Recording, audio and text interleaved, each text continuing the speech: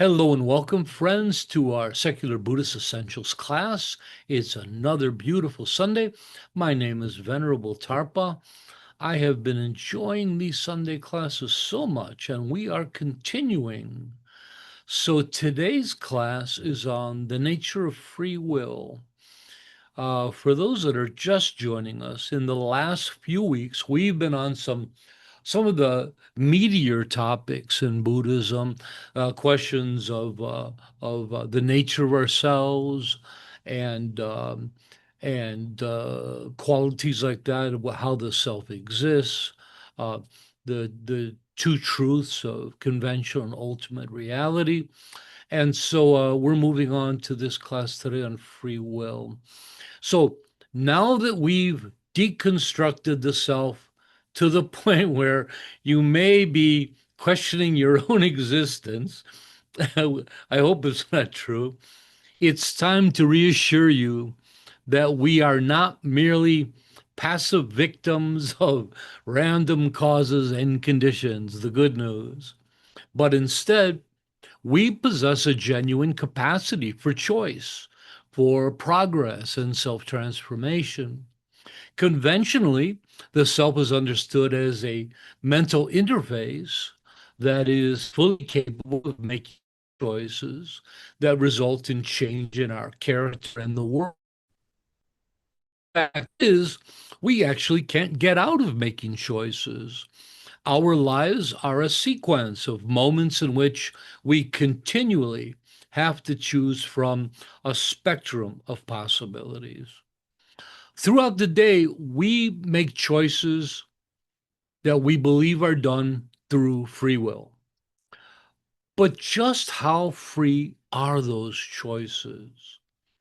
How much are they influenced by our acquired values, our social conditioning, our hopes and fears, or by our afflictions? Can you actually imagine a choice that's completely free of any past conditions, experiences, or influences? Take a moment, think about that.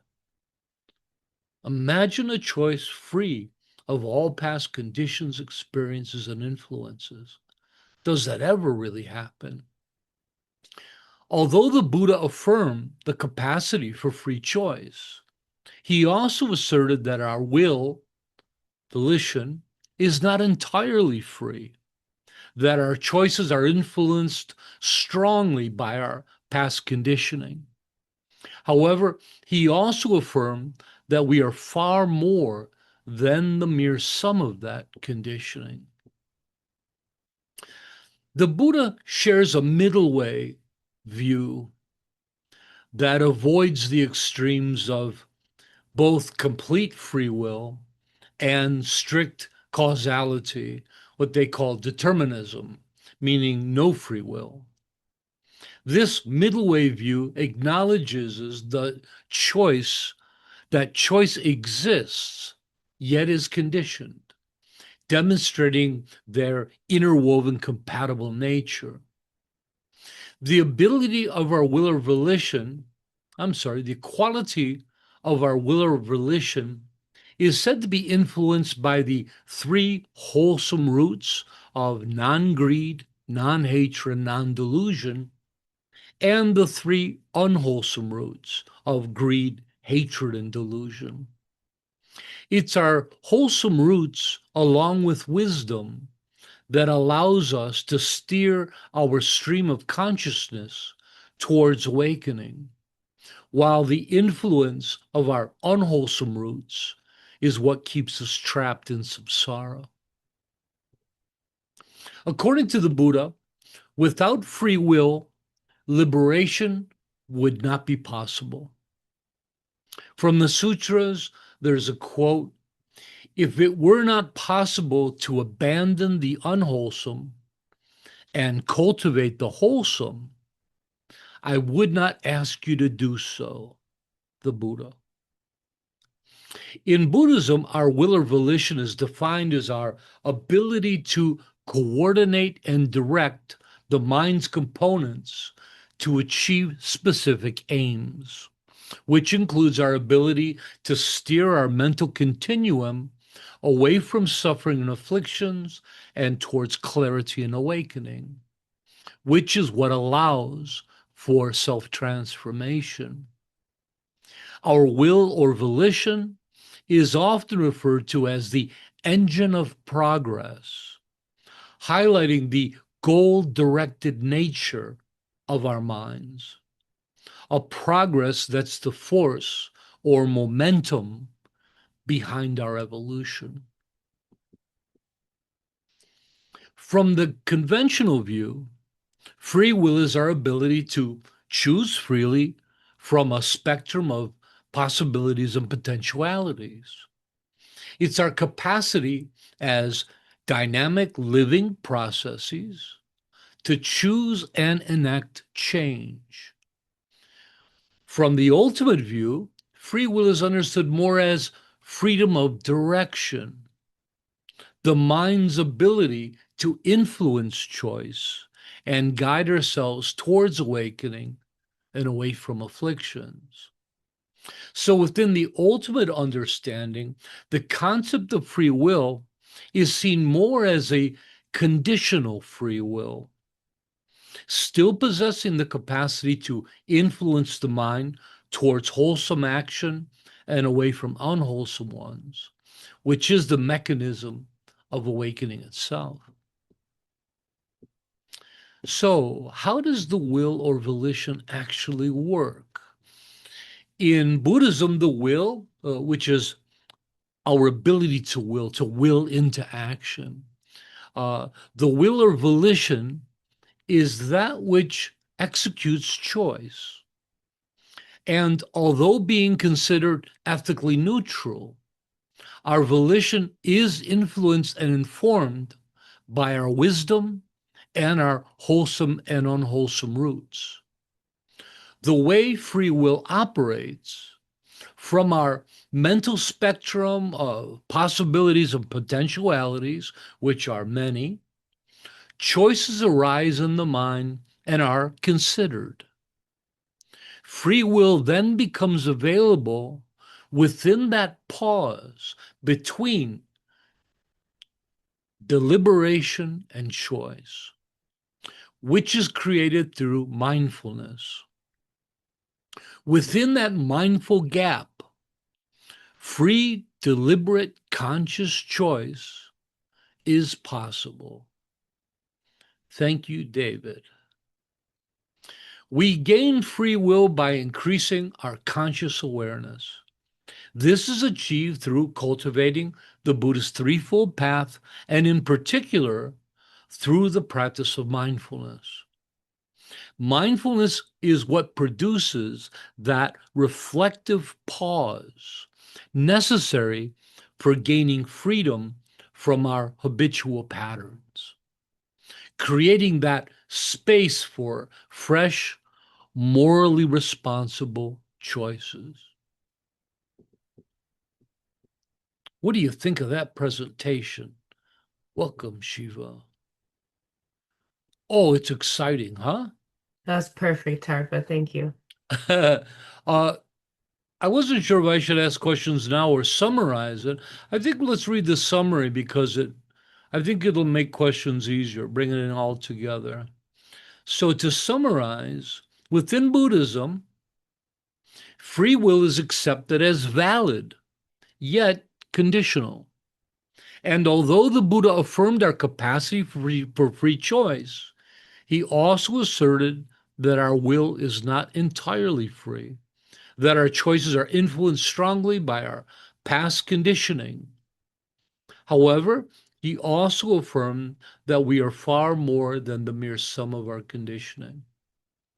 The Buddha shared a middle way view that avoids the extremes of complete free will at one end and determinism at the other.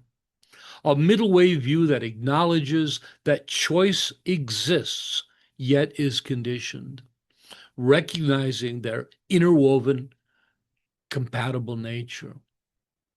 From the conventional view, again, free will is our ability to choose freely from a spectrum of possibilities and potentials. It's our capacity as dynamic living processes to choose and enact change. From the ultimate view, free will is understood more as our freedom of direction, the mind's ability to influence choice and guide ourselves towards awakening and away from afflictions. So within the ultimate understanding, the concept of free will is seen more as conditional, conditional free will. Still possessing that capacity to influence the mind towards wholesome actions and away from unwholesome ones, which again is the mechanism for awakening itself. And again, according to the Buddha, without free will, liberation would simply be impossible. So, what do you guys think of this idea of free will? It's kind of neat, huh? It kind of fits right in between and embodies a lot of the modern views people have of free will. Yeah. Oh, Miss Wang Mo. Um, so would you say past conditioning is the same as includes karma? Very much so. Okay. It's a karmic imprints um, that would also include mental imprints, which is just generally past experiences, uh, past influences. We talk about social conditioning, right? All the stuff that you've been brought up to be a good person in your culture, all of that leads to your choice making, doesn't it? Right? And your values, somebody becomes a Buddhist, all of a sudden your choices change quite a bit, right? They're all dependent upon those values. And the stronger you institute those values, you habituate those values, the more they influence your choices. So you could see how that is really possible, huh? How about we get to the first question I asked in this? We think we make free choices, but can any of us really imagine a choice that somehow isn't influenced by something from the past? Isn't every choice? I like chocolate ice cream because I had it once and I really liked it. Or maybe my culture, everybody likes it. So I like pizza because my culture likes pizza. If I was Asian, I'd probably like noodles more. But can you really imagine a choice without any past influence? I'm sure it exists, but it's quite fascinating. So you could see, yes, we have the ability to act freely within that space, but the choices that arise that we're choosing from all come from that pool of past experience and influence. No doubt about it. Oh, Ananda, did you still want to ask a question? Like you said several times, the influences the mind. If something's influencing the mind, where is it coming from? Okay, so let's not think about the mind as a monarchy. It's not a king or a queen who looks out and owns everything they see. The mind is more of a democracy, or maybe even better, a commune, because communes have leadership, but no one's in charge, right? So the mind has all these components, all these parts. No one of these is in charge.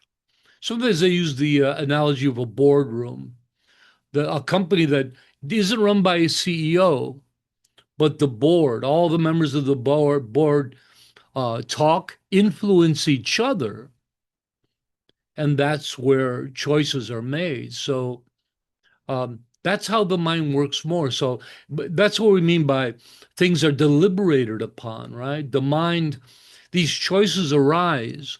The mind and many subminds deliberate on these things. The libido might have an opinion of what it wants to do tonight, where Maybe our virtuous Buddhist side of our mind has a different idea. They deliberate, and then our wisdom, our uh, our true nature, our pure true nature, or our afflictions all have a role in influencing that decision. So they all come together, but at the very last moment, that pause of mindfulness. Now, if you're a strong practitioner, you kind of always have that capability of that mindfulness. And the mindfulness is holding off that habitual tendencies, the living on autopilot where the mind's just making decisions on its own through causes and conditions. But that little pause allows us at the last minute to say yes or no, to push it in a different direction. That's where it says that our true nature is at that very, very last moment of the choice process. Hi, Doug. Good to see you, friend. Isn't it fascinating? So we're going to be teaching more about the mind in a couple classes ahead. So yeah, think about your mind as a boardroom, and everybody's deliberating. And the way, for some of you that read The Mind Illuminated, Kuladasa, he talks about the subminds where you get other subminds to agree, and then they get a majority, and then that becomes your conscious, that becomes your conscious awareness. Modern science talks about different components or subminds uh, when they're deemed important for whatever reason, they broadcast, and it broadcasts across the whole mind, the whole brain. And that's what we experience as conscious awareness. Until it does, these all remain in the background at different levels. I think we talk about subconscious and we think they're all completely unconscious to us, but there's levels of subtlety of thoughts. Yes, Dana, please share. Well, I like this very much, Tarpa. I think it was a good presentation, and when when I went to Alcoholics Anonymous, they told us that if we want to get rid of our craving for alcohol, that we had to give up our friends and that we were drinking buddies, and that we had to change the places where we played, like not going into the bar and that sort of type of thing. And so that's just sort of like and it was true for me anyway. And and so it's just like what you're explaining, like, Yes. we got these different parts in our mind that's saying this and that. But if I hang out with Sangha, that is gonna be giving me messages of that, things can get better and that there is suffering and that, but we can support each other, then I'm gonna have a better chance of having a positive attitude about myself and others. And so it's exactly the same. So if you Yeah. hang out with a gang that's, stealing cars or whatever, well, you're going to be looking over your shoulder all the time. And there's another way to look at it, and that is that by hanging around with your old friends, you're doing more than that. You're feeding in the habits, right? That those people represent your habits. And, we need to pull away from habits to create new ones. Miss Yeah. Walmo, please. No, I was gonna say it makes total sense because I don't know if anybody else does it, but I have conversations with myself in my mind where something will come up and I have to make a decision, and I really talk back and forth. Those different parts of your mind actually do like literally conversate, and I'm one of those people who maybe because I grew up watching too much reality TV, I narrate everything in my mind, so I literally have like conversations in my head when I make decisions, but that's good to me because before I wouldn't even take the time to stop and have those conversations. You just do out of And habit. And this comes back to last week's class on self. And as I pondered it some more, one way to think about this understanding of self is that so much of it is about ownership, right? So we have this functional label self, which is very beneficial. The problem isn't that we have that label. The problem is we believe that label owns things. We believe, so when we say we think the self is real, we think the self owns the body, owns the mind, owns emotion, owns experiences, right? We'd say it that way. My body, my experiences, my. The problem is ownership. That somehow we think that there's a single thing inside of our heads that owns everything. Again, like the king looking out over his village and believes he owns everything. That's not real. What's real is we have this board of directors, and everybody has a say, has an influence, but none of them are you. No one of those things are you. So when you get into the idea of free will, that's an important quality to it. Oh, Mr. Dharma, please share.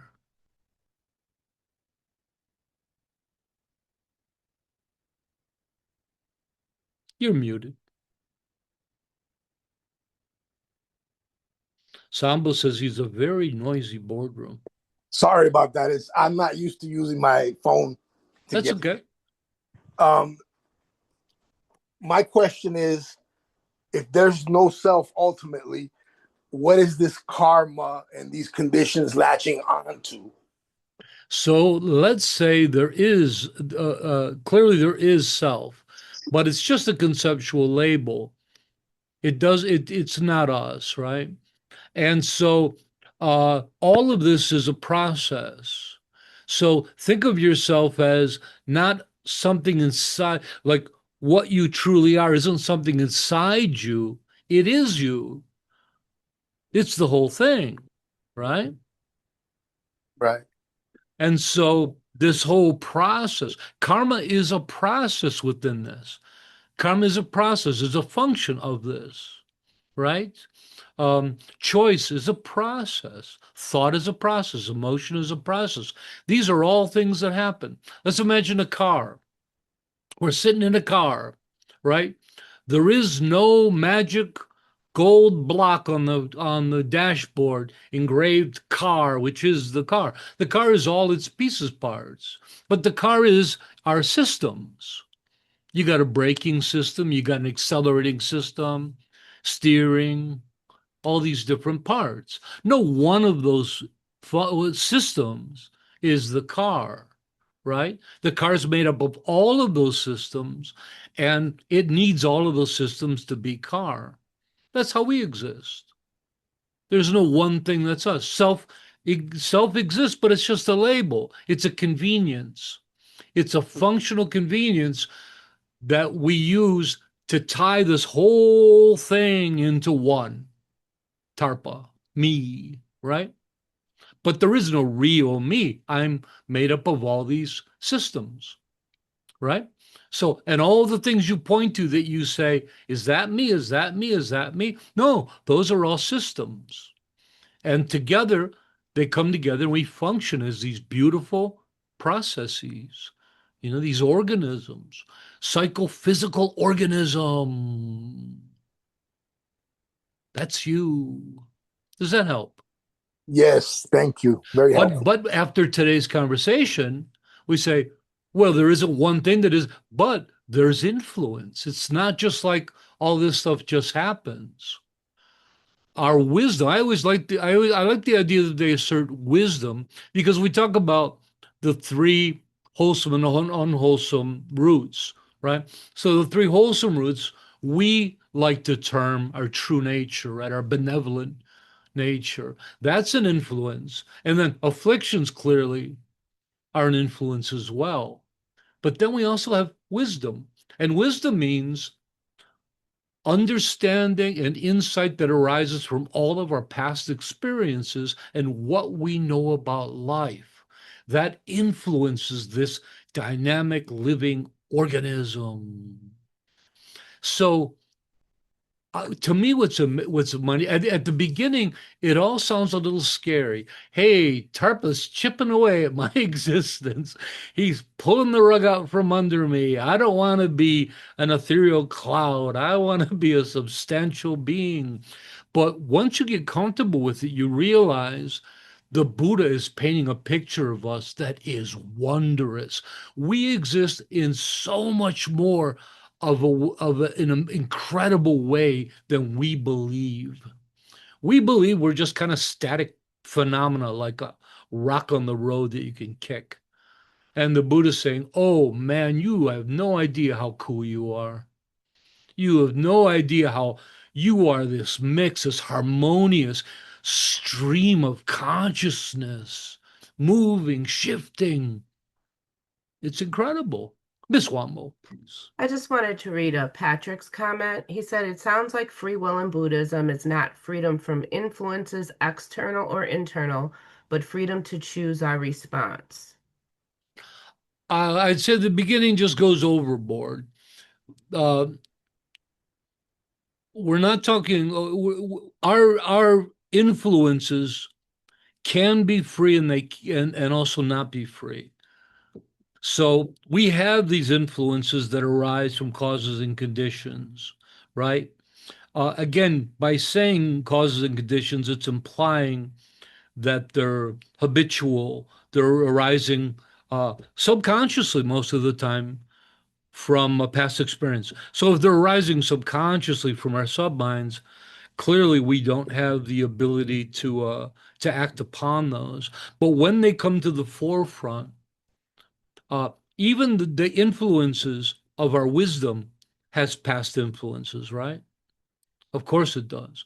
Now, some would argue that the three wholesome and unwholesome roots don't really have influence. They're more about qualities that arise when a human mind is in, like when afflictions are removed, the three wholesome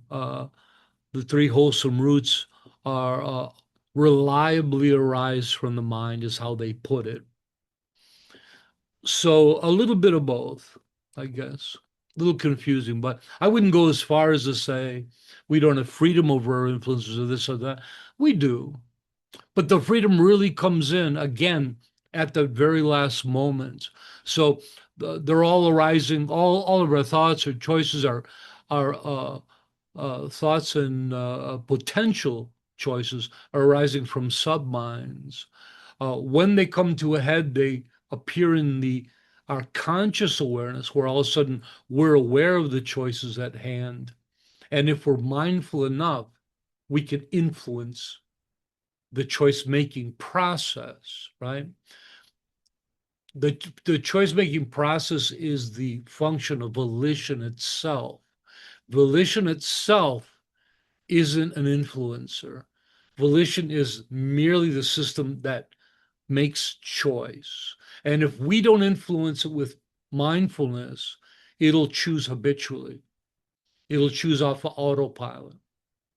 Is that helpful? I don't know if I said that very well.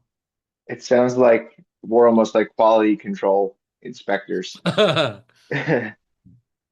Lovely, our of what's coming up. Yeah. lovely. Dana? Well, so I think that this is where the affirmations really help me with I have an intention and I want to change my behavior. I want to be more patient. Today I'm going to, be patient. And so how does that so brings it up to the front of my brain, I guess. How does that you think that works with free will? So that you're influencing yourself. You really, you have to go to do something, and you have to go to to get your license or whatever, these bureaucratic things, and you have to stand in line or whatever, and you want to be patient. You don't want to be just wondering, and so you set this intention. So how's that work with the free will? So the intention, so the choice is made to apply patience, right? And so the notion of that it's a good time to apply patience arises in the subconscious. You're left with the choice, do I or don't I, kind of a thing. And then choice happens whether to apply it or not. Uh, One of the things that came to my mind as you said that is an important point that maybe I should add to the presentation, and that is through the free choices we make, those in turn influence the initial causes and conditions are influence, right? So let's say we make free choice to behave, follow our vows, and behave in a certain way. Those things that are happening in turn are feeding that pool from which those choices come from. So it turns into a loop, right?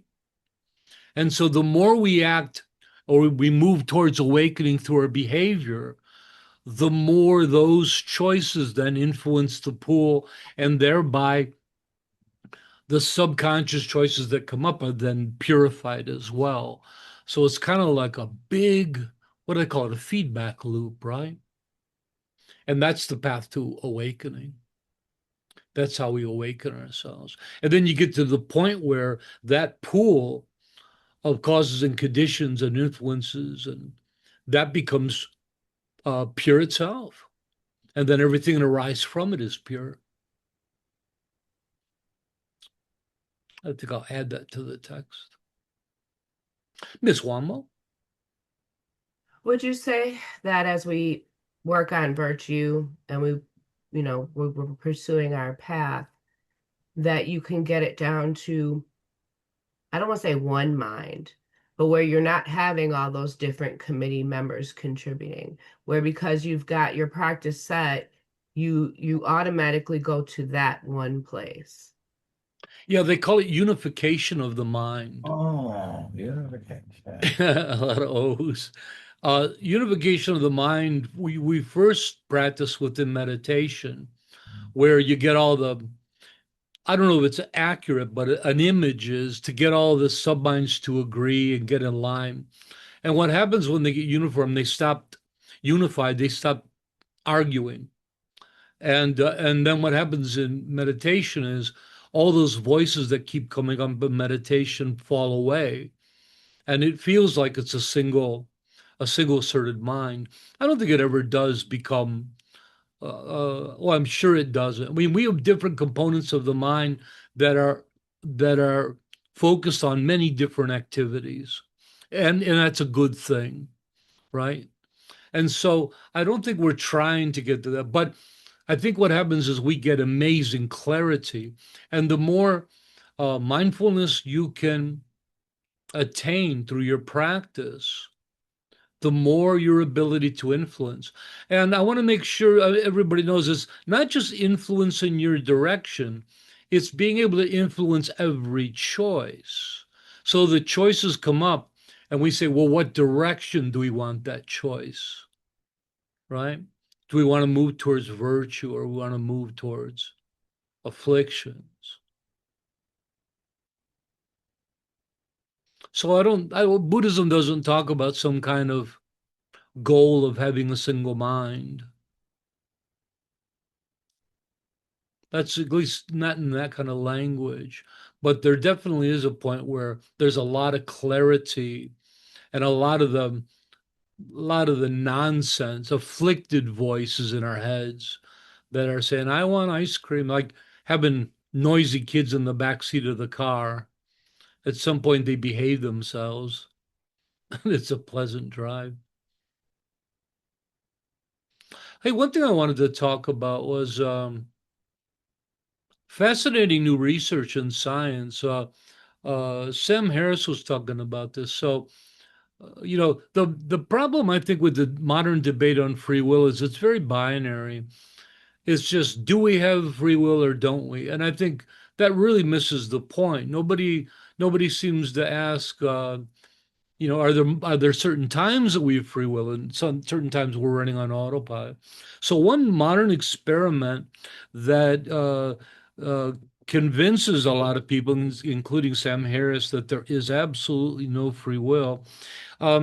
They found a way to monitor brain activity, and they see that it shows that the mind actually chooses a split second before the choice is consciously aware of the patient to the patient.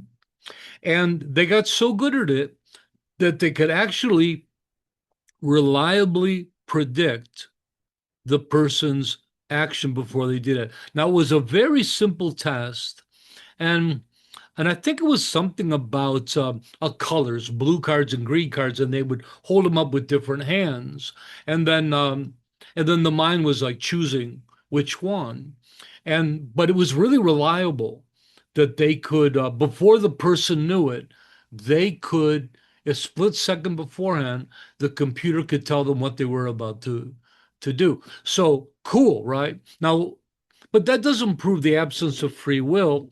That proves the absence of free will in that condition, possibly with that type of simple decision.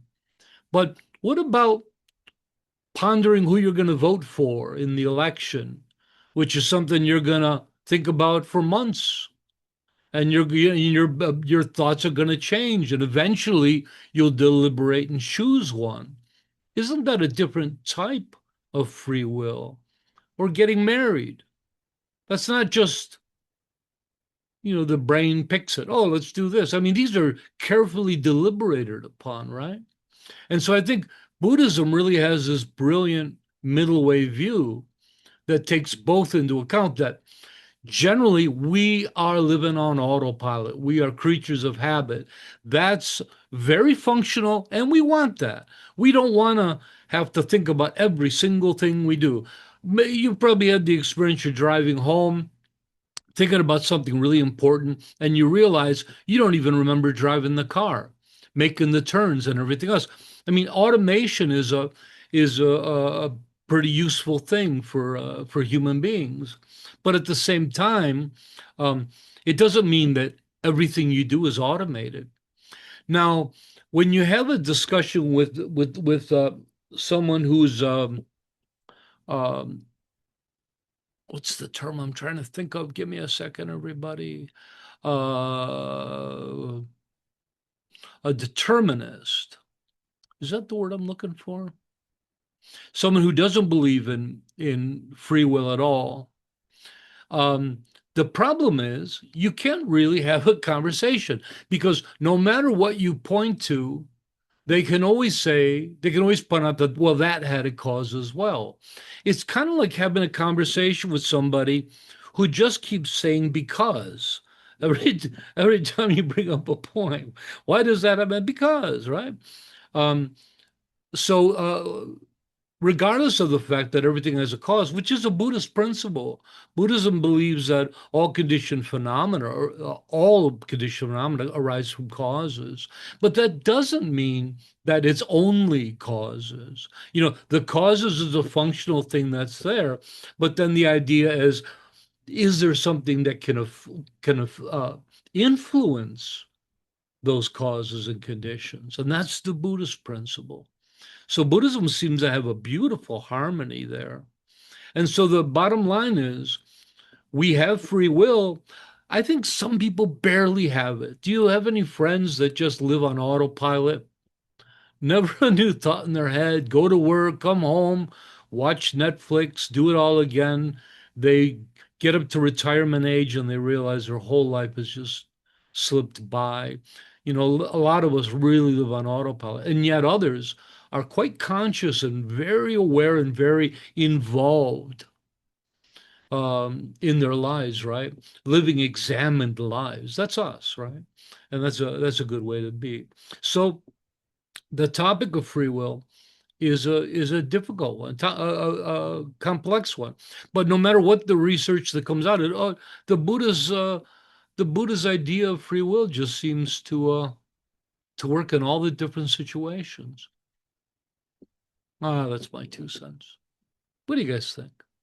Dana, please. couple of things. That I don't know.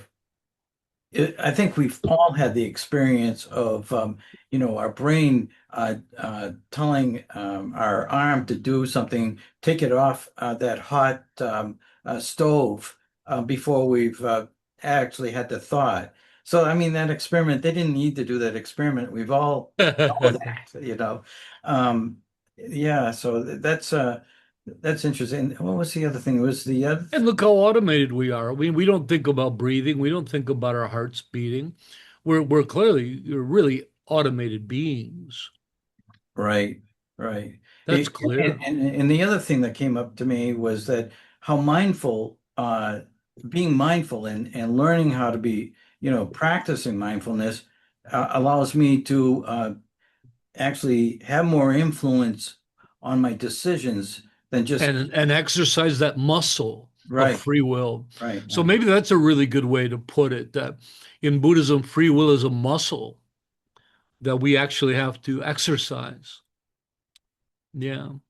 And I think in so many ways, free will is very related to awakening itself. That, as beings in samsara, we're completely living on autopilot in ignorance. And as we awaken, we fall off of autopilot, and again we operate from this free, morally responsible place. And Patrick was talking about this. Buddhism asserts it's not freedom from influence, but the fact is that when we were talking about that feedback loop, it kind of is, because the freedom that we exercise in moving towards a direction, let's say virtuous, that in fact influences those initial possibilities and potentialities. So then we're influencing the influences ultimately, again, like a feedback loop. Oh my God, I'm getting a headache. Anybody else get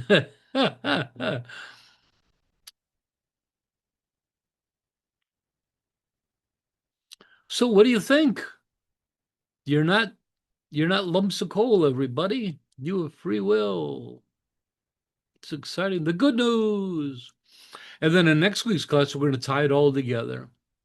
The nature of what we are revisited. We're going to bring all these topics together. So in this presentation of part 2 of the text, I started with some heavy topics, as you can see, but my thought was when we really understand what we're working with, the subject, then the other topics we're going to be talking about in Buddhism are going to make a lot more sense.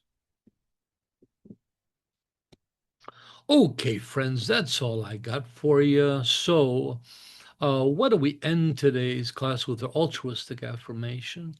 May all be healthy, may all be prosperous, may all be well, may all be present, free of past regret and future worry. May all abide in constant appreciation, which is the source of great joy and contentment. May all realize their true nature and the true nature of reality, which is awakening. I'd like to also remind everybody that tomorrow is our second class of our mind training program. This time around, we're doing the 6 perfections in 6 weeks. The first class that we've been practicing from last week was on generosity. Tomorrow's class is going to be on virtue. We'll be practicing virtue throughout the week. Our instructor is Tenzin Karma. She's doing a delightful job. Why don't you all come by and support her? She'd love to have a pretty good audience. Thanks, everybody, for joining me. We'll see you later. Bye-bye.